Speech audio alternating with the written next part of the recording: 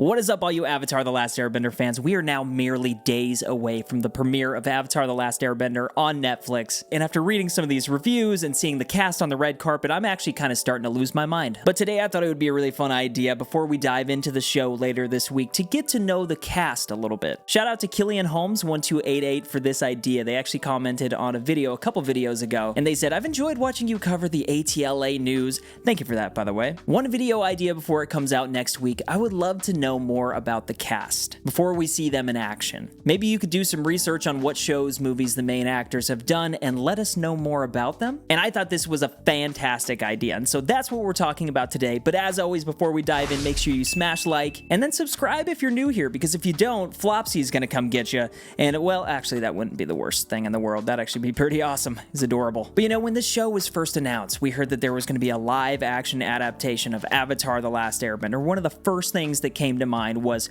who's the cast gonna be? And then things started trickling in. We started getting these announcements, and that's when the speculation began. We've had some bad times with casting in the past. I'm looking at you, Jasper from Twilight. But as the trailers have come out, and the more and more that I've watched the behind-the-scenes stuff and the cast interviews, getting to know these kids, as well as the adults that they cast, that they pick for these characters, it's been amazing. They all seem like at least the perfect choice, and I've just been loving them so far. Obviously, I haven't seen the show, so I don't know the extent of their performances and how perfect it is or how close it is, but what I'm trying to say is from what I have seen, I'm excited. So I want to dive a little bit into this cast. First, I want to start with Aang himself, the last airbender, and he's being played by Gordon Cormier, and I've heard people pronounce it a couple different ways, Cormier or Cormier. Every time he says it so quick. I'm always like, just slow it down a little bit.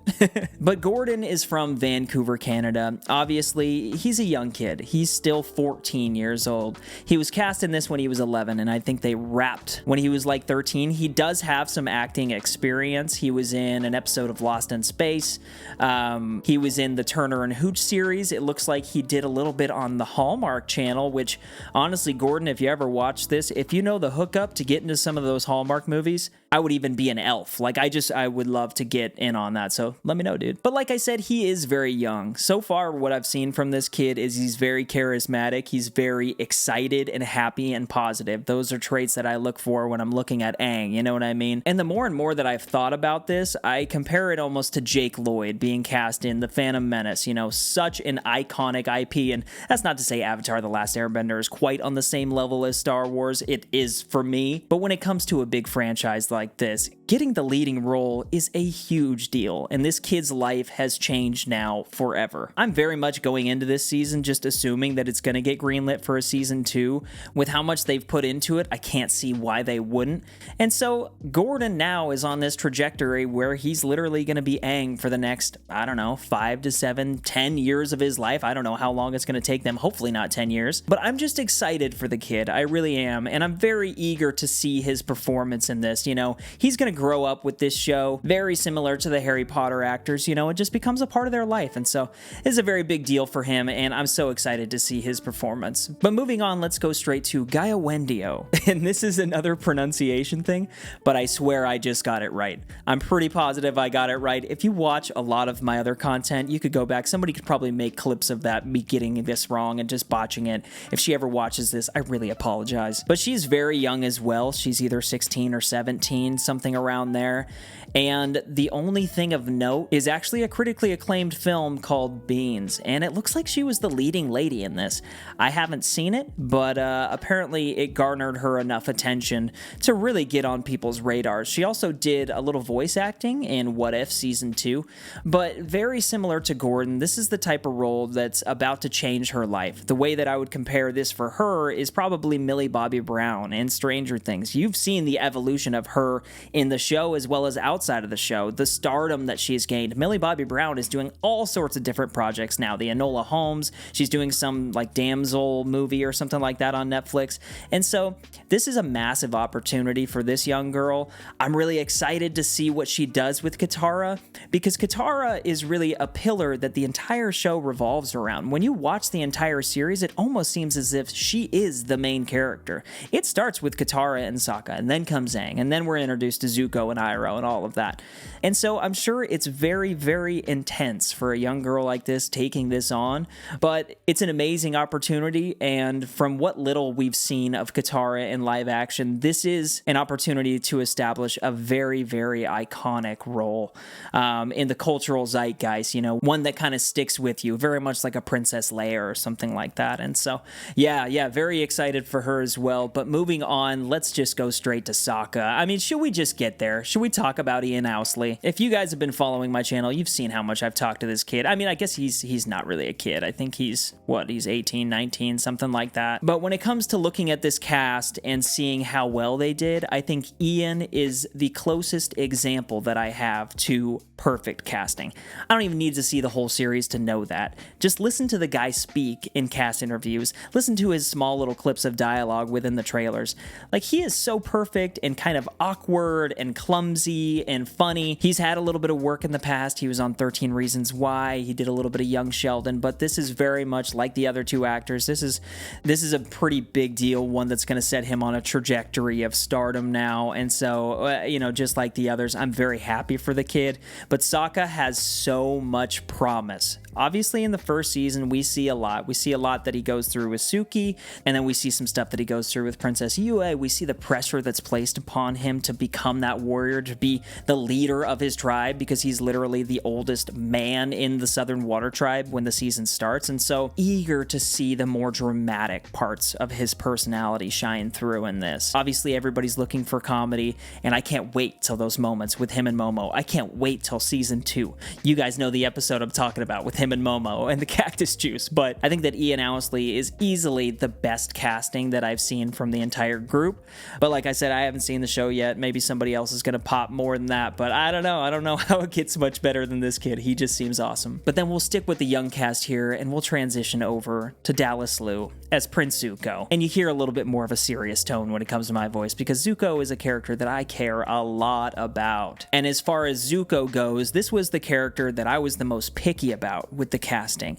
I still am. I'm still very curious to see how he handles this entire thing throughout a full season. But getting to know Dallas a little bit, realizing he was in Shang-Chi, he's Katie's little brother, and seeing him in that scene again now, watching that in hindsight, and then seeing some of the dialogue that he's had in some of the clips that I've covered. I think the voice acting is there. It actually is starting to sound a bit like a blend between Dante Basco and his own take on the character, and obviously he needs to have his own presence felt on this, but you do honor the source material a little bit, because what Dante Basco did is just phenomenal. It's one of the most iconic voice performances, for me at least, in history. And so you have all that, but then you cross that with his martial arts background. It looks like on his IMDb, he did Mortal Kombat Legacy, he's done Tekken, he's done a lot of stuff when it comes to martial arts, and he's talked a bit about that in his cast interviews. And so he talks about how easy it was to adapt the Fire Nation martial arts and to adapt the Fire Nation moves. And so I'm just so excited to see this kid embody the character and carry it on through book 2 and book 3.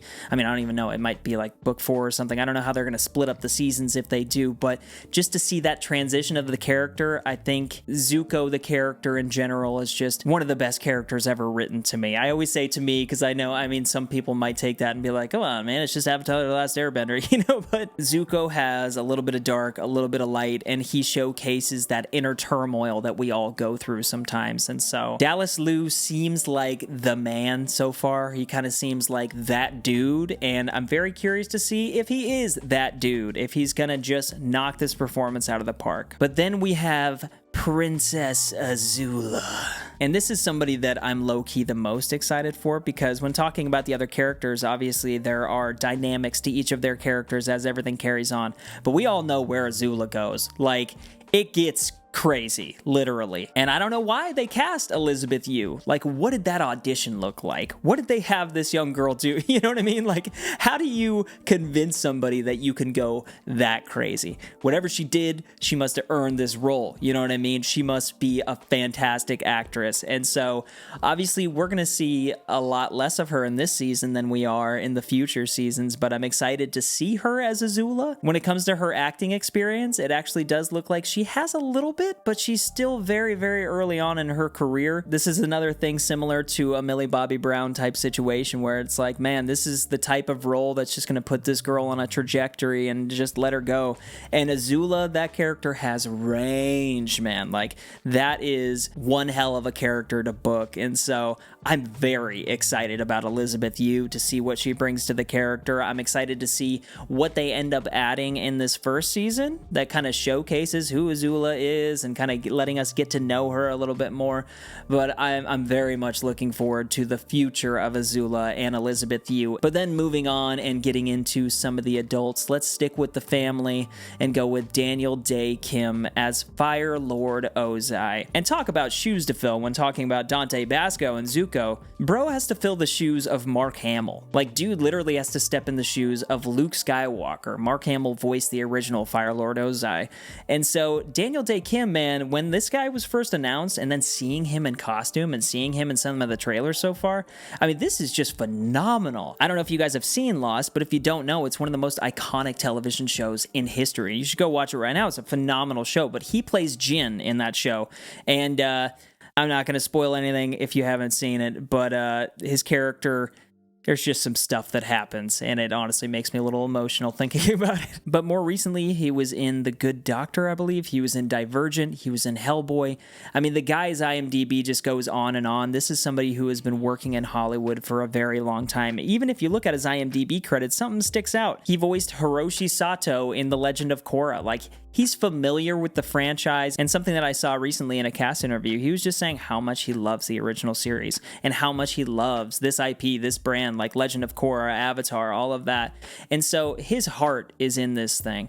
And so knowing that, and then going into this performance with how talented of an actor he is, knowing the possibilities and potential of Ozai, and getting a little bit of the layers peeled back of this dark character, somebody that obviously you fear because he's Fire Lord Ozai, but I feel like there's so much potential here to make this like a Heath Ledger Joker type situation, because you kind of hate how much you love him. You know what I mean? That villainous type role where it pulls on your heartstrings a little bit to know how messed up this individual is, but at the end of the day, they are evil. Like, this is an evil character, and so I'm excited about him. He's a proven actor in the business, and he knows what he's doing. And so, yeah, man, Daniel Dae Kim, not to be confused with Daniel Day-Lewis. Daniel Dae Kim is like the Daniel Day-Lewis of Avatar now, so that's what I say. But moving on to one of the most beloved characters in the entire franchise, Paul Sung-hyung Lee as Uncle Iroh.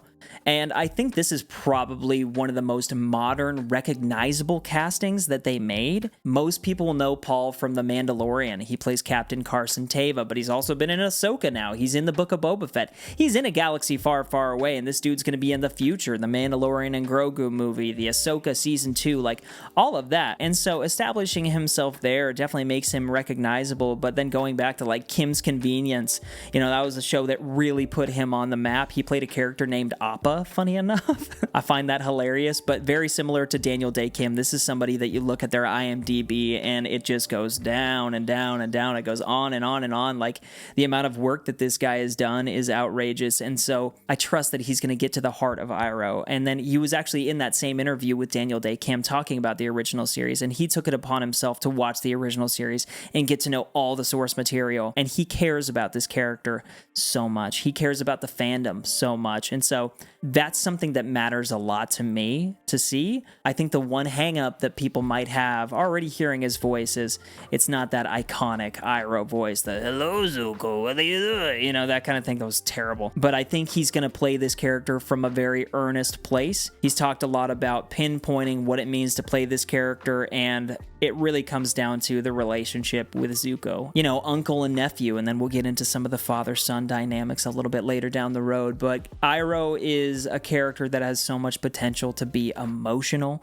I'm very, very pleased with this casting decision because I think that Paul has the ability to bring out that emotion. So, but then somebody that I've randomly talked a lot about in some of these little snippets and trailers and just breakdown videos is Commander Zhao. And when talking about him, I've talked a little bit about just the opportunity to bring Commander Zhao into a new light. You know what I mean? Providing a little bit more depth on this character, because in the original series, the first season, he's very much just an antagonist. He's there to be in Zuko's way. He's there just to be a problem. But providing a little bit more depth in this first season is going to be awesome, and building up this character, because the way that you can look at it is he kind of is the big bad of the first season. And so there's so much potential here with Ken. I love looking at his history, because like the other guys, he has a lot of history on here. Obviously, I mentioned he was in Force Awakens. He was also in Lost for a little period. But my favorite thing that I always forget until I look at his IMDb is he plays Jin Tao in Rush Hour, the first Rush Hour, one of my favorite comedies of all time, action comedies, I guess you'd call it. But it's crazy dating back to my childhood, and then seeing him in this now, like I just picture Chris Tucker screaming Jin Tao, and it's just amazing. But I'm really excited for Zhao. I think that this is a great opportunity for the character, and I'm very excited to see what he does as the season progresses, especially as we get towards that finale. It's going to be cool. But I'll have a couple honorable mentions at the very end of this, but the last character that I'll get in depth on is Maria Zhang as Suki, and this is somebody that we really haven't seen much of in the trailers besides just her in her makeup with the other Kyoshi warriors, a couple brief segments with her and Sokka, and that's about it. But Suki is a character with a slow burn, similar to Azula, but just kind of like on the opposite side of things. Suki plays a major role in the future seasons. Like, she is a part of the gang in the end, and so I'm excited to see Maria Zhang. She doesn't have much acting credits. She has a few things that she's done that I honestly haven't heard of, but I'm curious to see where they take her character. Obviously, this is a character that is very headstrong, and she's a proven warrior, and I think that's very uplifting and really cool, but I really like that scene. I'm trying to think of the Kyoshi scene between her and Sokka at the end. She's like, yeah, I am a warrior, or something like that, but then she kisses him on the cheek and goes, but I'm a girl too. And I think seeing the two sides to that coin with her character is going to be interesting, and seeing that vulnerability between her and Sokka.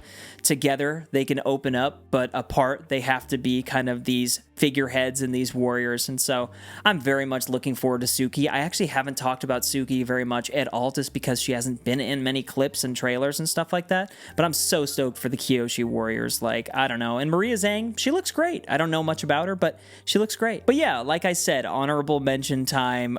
We have Talia Tran as Mei and Momana Tamada as Ty Lee. I don't know either of these girls. I just find it so interesting that they've already cast these girls and that they were walking the red carpet. I just love that. I love that for Azula and these two girls, like the trio together. That's phenomenal. We also have James Tsai as the Cabbage Merchant. The Cabbage Merchant has been cast, ladies and gentlemen, and he is in 7 episodes, so I'm looking forward to that. But besides that, there is a whole list of people that are involved in this project, a lot of different actors that I think are going to surprise some people when they see them. I won't give away everything. I'm just very excited. We only have days to go now, and everything that I've seen from this cast so far has been so promising. This entire experience leading up to this show has been so positive, and honestly, I am so hyped for Avatar The Last Airbender. This is crazy, but please let me know what you guys think about the cast. I'm very curious to hear all of your thoughts on it. Maybe you're not as through the roof as I am on some of these. Feel free to let me know your honest opinion down in the comments, because I love reading what you guys have to say. I read every single comment that comes my way. Also, guys, I do want to just continue to say thank you so much for the support that you guys are giving me on these Avatar videos. It's my favorite series of all time, so it's been a beautiful thing to see over the last couple weeks. So thank you. I'm going to keep it coming as the series comes out. But once again, make sure you smash like if you enjoyed this video, subscribe if you're new here. You can follow me on X at Jones Vibes Only, and don't forget to keep up the good vibes, guys. But Avatar The Last Airbender on Netflix is days away now. Yip, yip. Jones Vibes.